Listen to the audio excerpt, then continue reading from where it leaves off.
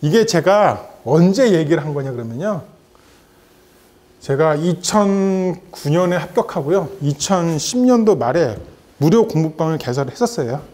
예, 그때 이제 4명 데리고 했었는데 그 4명이 다 합격했어요. 예, 그 당시에. 근데 그 4명한테 야, 이런 방법도 있지 않느냐, 왜 그 방법만 생각하냐, 예, 이렇게 조금씩 팁을 줬던 게 그 사람들이 이제 다 합격을 하게 되는 거죠. 본인들만의 이제 스타일을 만들어 가게 되는 거니까.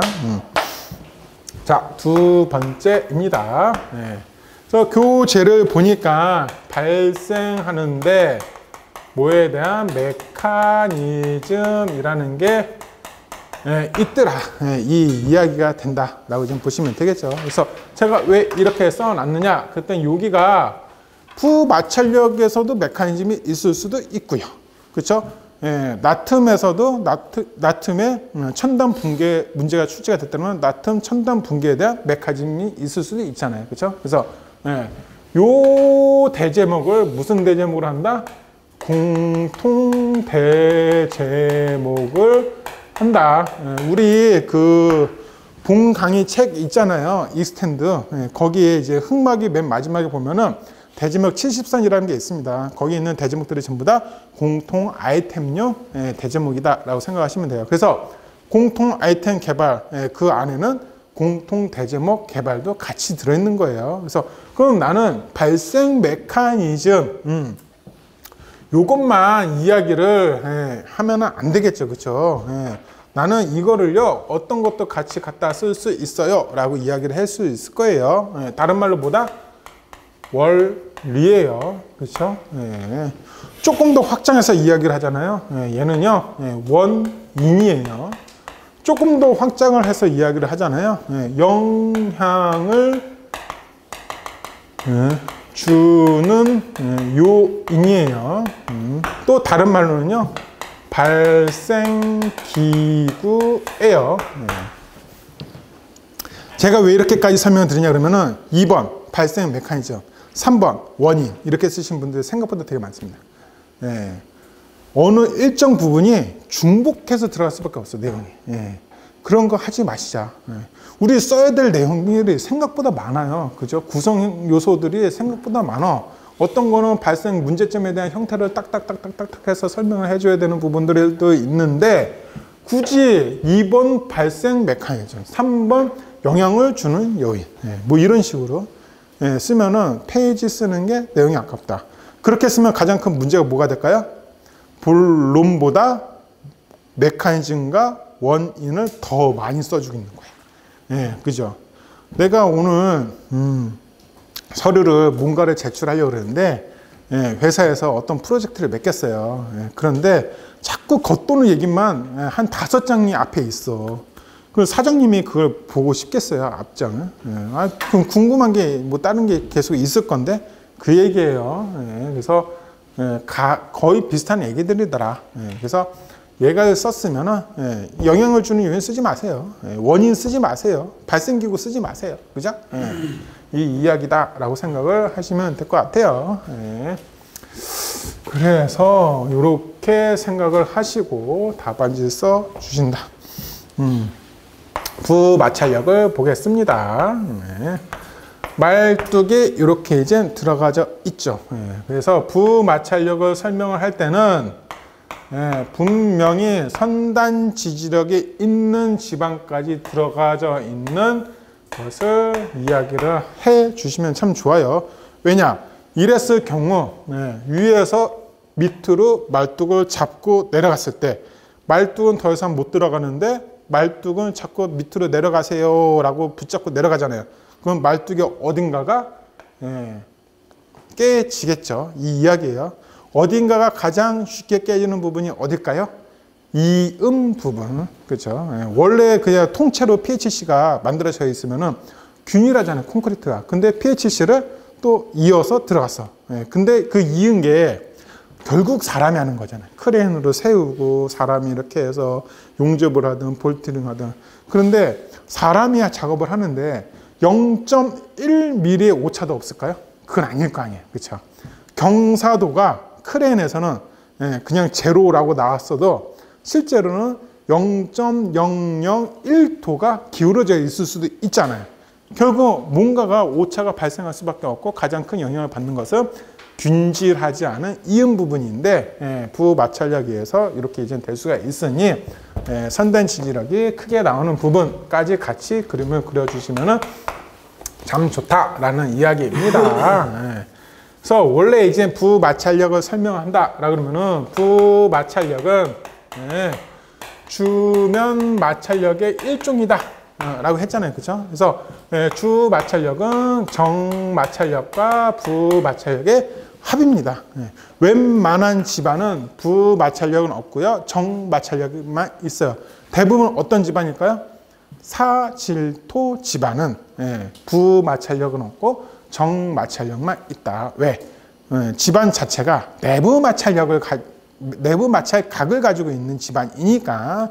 그런데 점성토에서는 얘가 안밀 치마량이 크단 말이에요. 그죠? 그래서 안밀 치마량이 크니까 여기다 뭐라고 쓸 수 있어요? SC. 우리 이제 I 코스라고 배웠습니다. 그래서 SI는 즉시 치마, SC는 1차 안밀, SS는 2차 안밀. 그런데 즉시 치마 1차 안밀, 2차 안밀 중에서 1차 안밀량이 가장 크다라고 그랬습니다. 그럼 위에서 밑으로 내려가는 어떤 힘이 있으니까 이 말뚝도 같이 잡고 내려가려고 그러겠죠. 그렇죠? 그래서 일반적으로 이런 식으로 치마가 진행이 됩니다.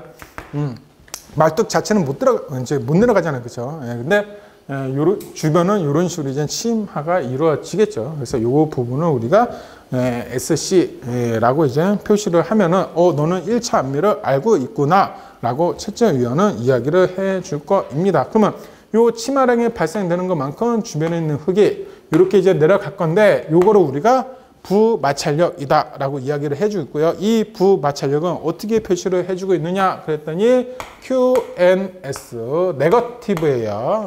그래서 네거티브 스킨이에요. 스킨은 이제 피부잖아요. 그렇죠? 요 피부 부분이니까. 그러면 여기에서는 선단 지지력이 있을 건데 얘는 QP라고 우리가 이야기를 해주고 있습니다. 그러면 이 주변에도 흙이 전부 다 점성토일 수도 있어. 우리 서해안 같은데, 그죠? 영종대교에 지었었던 그런 집안은요, 40m, 50m가 전부 다 뻘이에요, 그냥. 그런데 보통의 집안은 어떻게 돼요? 밑으로 내려가면 내려갈수록 그 어딘가는 딱딱한 지층이 나오고 어딘가는 덜 딱딱한 지층이 나오겠죠, 그죠? 요거를 답안지 쓰실 때 어떻게 쓸 수도 있어요? 옆에다가 주상도를 쓸 수도 있어요. 주상도 쓰는 방법은 우리가 수업 시간에 다 이야기를 했죠. 예를 들어서 위에는 3/30, 요 밑에는 15/30, 뭐 이런 식으로 이제 얘기를 했었습니다. 그러면은 요 칸에다 우리가 무엇을 쓸 수도 있어요? 여기 이제 딱 보니까 여기는 집안이 내려오는 부분이래. 그럼 집안이 내려오는 거는 점성토래. 그러면은 주상도 요 칸에다가 예를 들어서 CH라고 적어도 되잖아요. 그렇죠? 점점점점점점 이런 식으로 이제 적으셔도 되고요. 근데 여기는 보니까는 어때요? 밑에서 위로 올라가고 있는 거죠. 그럼 얘는 집안이 CH 계열이 아닌 다른 계열이 되겠죠. 예를 들어서 무엇을 쓰고 싶어요? G, C 뭐 이런 거 뭐 쓸 수도 있겠죠. 그렇죠? 뭐 이런 겁니다. GW, GP, GM, GC 통일분류법상 그렇게 이제 되어져 있습니다. 쓰고 나서 주상도니까 이렇게 이제 찍찍찍 뭐 이렇게 해 줄 수도 있을 겁니다.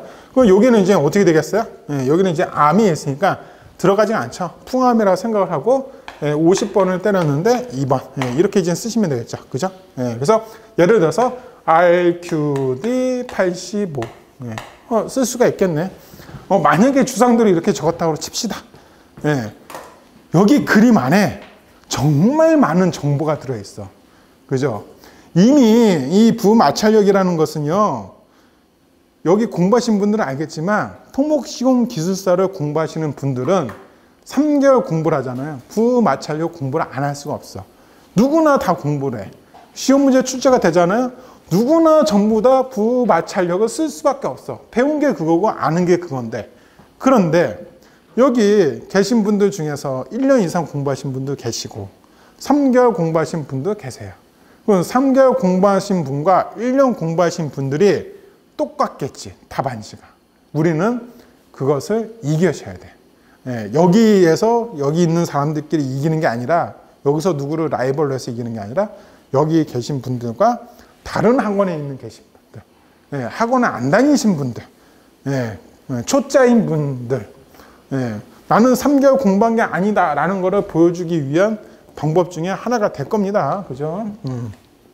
이거 응력도로 우리가 표시를 하면은 이렇게 응력도로 표시를 해줄 수 있을 거고요. 요 가운데를 중립점이다라고 이야기를 우리가 해줄 수 있어요. 그래서 위에서 밑으로 내려오는 것은 나쁜 거니까 마이너스, 밑에서 위로 버티는 거는 좋은 거니까 플러스, 이렇게 응력도를 우리가 이야기를 해주고 있다라고 생각하시면 될 것 같아요. 교재를 보니까 이 옆에다가 무엇인가가 차트를 하고 설명을 해주고 있죠. 그죠? 그래서 메커니즘을 여러분들이 이제 하실 때 단순하게 그림만 하나 그리고 메커니즘을 설명하고 단순하게 그래프만 하나 그리고 설명하고 그런 시대는 지났어요. 자꾸 뭔가 조금씩만 더 써주시면 돼요. 많이 더 써주시라는 소리는 못해요. 어차피 시간은 정해져 있으니까. 조금 연습하면 이 정도는 쓸 수 있을 거예요. 메커니즘에. 그래서 얘도 4칸, 5칸 쓰지 마십시오. 여기에 얘만 쓰는 거면은 4칸, 5칸 써야지. 얘만 들어가면은. 그쵸? 근데 얘도 들어갔잖아. 그러니까는 얘는 용어에서처럼 똑같이 3칸. 욕심 부리지 말고. 이렇게 좀 들어가라. 그럼 여기에 들어가는 단어들이 있잖아요. 이거를 외워서 쓰는 것도 중요하지만 외우지 않을 수 있다면 외우지 마십시오. 무엇을 근거로 합니까? 우리가 이미 개요에서 키워드를 공부를 했습니다. 그리고 그거를 썼고요.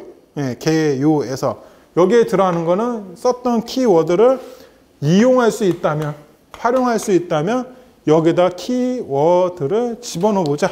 그 이야기가 되겠죠. 교재를 보니까는 첫 번째 나오는 게 안밀치마네. 아까 안밀치마 키워드 이야기 했었잖아요. 그게 다시 한번 들어온 겁니다. 그런데 선단부가 어떻게 되어져 있더라? 여기 고정이 되어 있대. 안반에. 그렇죠? 그래서 고정이 되어 있는 거고 정착이 되어 있더래. 그랬더니 어떻게 한다? 요 부마찰력이 밑으로 내려오려고 그러는 힘이 증대가 되겠죠. 그죠? 그래서 QNS가 증대가 되겠다. 이렇게 이제 얘기를 해줄 수 있겠죠. 이런 경우, 여기다가 이제 예를 들어, QP는, QNS가 있어요. QPS가 있어요. QPS. 그래서 여기서 올라가는 거를 우리가 QPS, 포지티브 스킨이라고 그럽니다. 그래서 얘는 정마찰력, 얘는 부마찰력인데 정마찰력에서 부마찰력을 빼주면, 네거티브를 빼주면 되겠죠. 이거를 설명할 때 여기다 얘는 부마찰력이에요, 얘는 이제 정마찰력이에요 라고 설명했다 그러면은 차트에는 굳이 한글로 또 부마찰력으로 얘기 안 하고 이런 식으로 그냥 QNS 증대 이렇게 이제 쓰실 수도 있다. 그 이야기입니다. 그래서 메커니즘은 상대방한테 아주 큰 의미로 다가가는 거예요. 그냥 함부로 쓸 수가 없어. 이런 식으로 써야지만 내 답안지가 튀는 거고요. 이게 바로 차별이에요. 사실 여기 차별화라고 할 이야기는 없어. 하지만 혼자 독학하시는 분들은 무엇을 안 쓰고 있어요? 이걸 안 쓰고 있어. 근데 이거를 썼다는 이유 하나만으로 나는 SPT 시험이라는 걸 알고요. 통일 분류법이라는 걸 알고 거기에 대한 분류체계에 대한 기준을 알고 있다는 걸 여기 다 설명하고 있잖아요. 근데 이걸 안 쓰신 분들도 알아. 아는데 여기다 안 쓸 뿐이에요. 근데 채점위원은 어떻게 생각해요? 쓰면은 아는 사람이고 안 쓰면 모르는 사람이다. 라고 채점을 할 수밖에 없는 거다라는 겁니다. 그래서 그런 부분을 인식하셔가지고 다음 주에 숙제하실 때도 그냥 숙제를 하시는 게 아니라 내가 어디서 배운 어떤 부분을 여기 메커니즘이 만약에 숙제 중에 메커니즘이 있다면 원리가 있다면 이렇게 여기를 조금 더 충돌해서 결합을 해야 되겠네. 이런 부분에 좀 착안을 많이 하셔야 된다는 거예요. 좀 쉬었다가 이어서 하도록 하겠습니다.